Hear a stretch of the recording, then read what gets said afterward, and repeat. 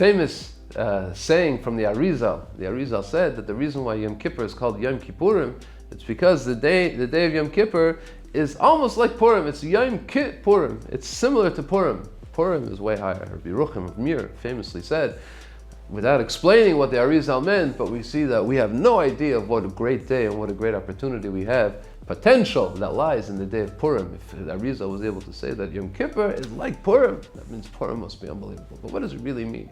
First of all, what's the connection b'chlal?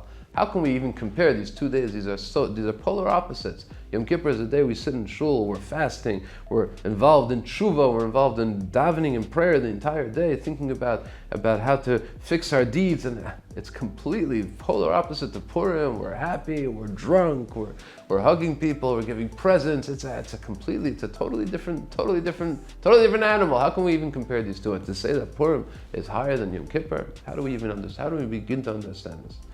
The Arizal says like this. The Rabbi Yerucham Oshin, in his Sefer Yerach Lamaydim, explains the Arizal as follows. He says that we know that the Gemara says that there was on Yom Kippur, besides being a day of tshuva and a day of kapara, a day of atonement, it's also the day of Kabbalah Satara. Kabbalah Satara? That was Shavuos. No, because we know if we follow the timeline, so for 40 days right after the day of Matan Torah, Moshe Rabbeinu went up to learn the Torah, to get the luchas, came down, he saw they were serving the Egel Azav, Shavasa B'Tammuz, he smashed the luchas. Another 40 days we went up to ask Hashem for forgiveness, and we find ourselves on Rosh Chodesh El when Hashem said, yes, I forgive you, now come and get the second luchas. 40 days later, on Yom Kippur itself, we finally received the second luchas. So the process of Matan Torah actually ended when? On Yom Kippur. Not on Shavuos, but on Yom Kippur. So Yom Kippur is a day of Kabbalah Satara. It's also a day of Simcha. It's a day of Tshuva. It's a day of Kapara. But just like on Shavuos, we have a chiyuv to be happy with Kabbalah Satara. So this is also a day of Kabbalah Satara.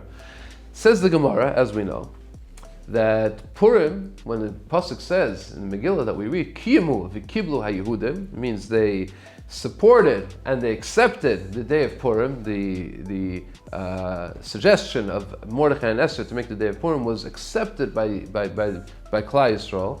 So the Chazal tell us in the Gemara that Kimu v'kiblu is a remez that they were mekabel the Torah.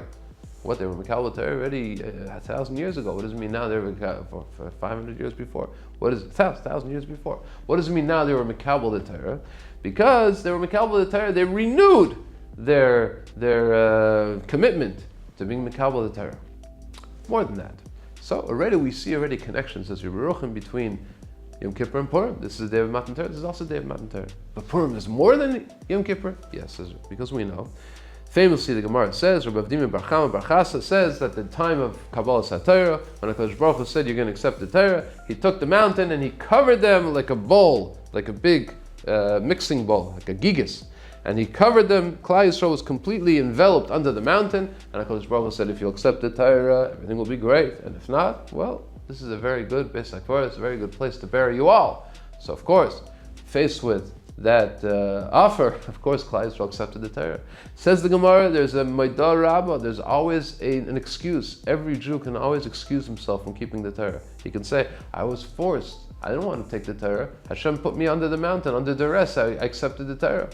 So therefore, there's always an excuse. Until Purim, because by Purim, Kimu v'kiblu, they re-accepted the Torah, they renewed their commitment to accepting the Torah with love, me'ava. And then no Yid could ever say, oh, I was forced to accept the Torah. No, when it was time for Purim, when Hashem saved Klal Yisrael, they were so full of love and appreciation to HaKadosh Baruch Hu that they, with love and with simcha, they re-accepted the Torah.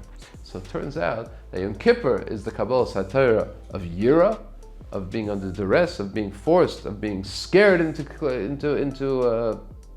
accepting the Torah. And Purim symbolizes the Kabbalah Satara of Ava, of wanting to accept the Torah, of with pleasure, I will accept the Torah. So which is a higher level? Of course, the level of Ava is way higher than the level of Yira. The Gaon, the Vilna Gaon, has a beautiful explanation of the Gemara in Brachas. The Gemara in Brachas says, Gadol hanenem yegiyai yesem yer shemayim, yer shemayim. What does it mean? Somebody who benefits from his own work, he works with his own hands, and he makes a living. He's even a higher level, Gadol is on a higher level than somebody who's a Yerei Shemayim, who's God-fearing. How could that be?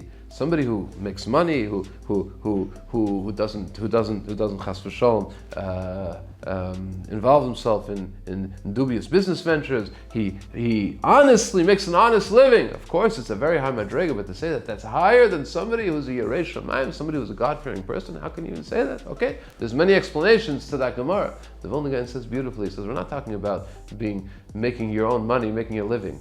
Hanenem Yegia means a person who has hana, a person who has pleasure from his work, meaning his avodas Hashem, from his service of Hashem. He does it with pleasure, he does it with ava, he does it with simcha. He is on a higher level than somebody who's a Yerei Shemayim, who serves Hashem only out of fear.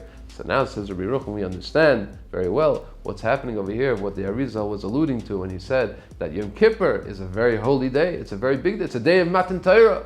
But the aspect of Matan Torah, which is marked on Yom Kippur, is incomparable to the Matan Torah of Purim, because this was a Matan Torah of Yira. It was under the threat. It was under fear. And the Matan Torah of Purim is the Matan Torah of Simcha, is the Matan Torah of Ava, which is on a much higher level. We see how much we're able to, like Rabbi Yerucham said, how much potential the day of Purim has. Wishing all our friends and all of you a very, very freilich Purim. It's a short Purim. It's a Friday Purim. So we have so much to accomplish and so much to get to on this day of Purim, but we shouldn't forget one of the central themes of Purim is the day of Matan Torah Me'ava. We should also be zeicha to renew our commitment to Torah through love of HaKadosh Baruch Hu, through simcha of HaKadosh Baruch Hu. Chag Purim Sameach. Please don't forget to subscribe. You'll get the video every week by subscribing. Put a like. Thank you very much. Good Shabbos.